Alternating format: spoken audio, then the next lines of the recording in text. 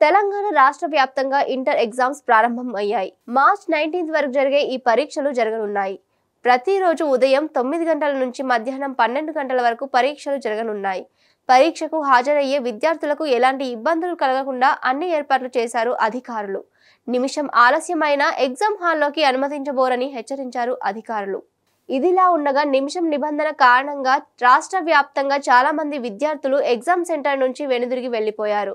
అదేవిధంగా జగిత్యాల జిల్లాలో ధర్మపురిలో ఇంటర్మీడియట్ పరీక్షలకు ధర్మపురి మండలం తిమ్మాపూర్ గ్రామానికి చెందిన విద్యార్థిని పావని 9 నిమిషాలు ఆలస్యంగా కాగా అధికారులు వెనక్కు పంపించారు.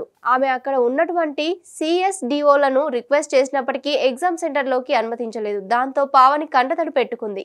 9 గంటలకు ఎగ్జామ్ సమయం కాగా 9 నిమిషాలకు వెళ్ళిందామె. దాంతో పరీక్ష రాయడానికి అనుమతించలేదు అధికారులు.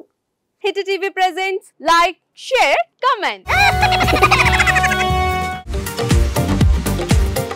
టీవీ వాళ్ళకు కూడా నేను ఒక సర్ప్రైజ్ ఇద్దాం అనుకుంటున్నాను. మీరు మాత్రమే జెస్సీ ఎందుకు అయ్యారు? ఇలాంటి అమ్మాయిలకి పిలవడానికి బాగుంటుంది.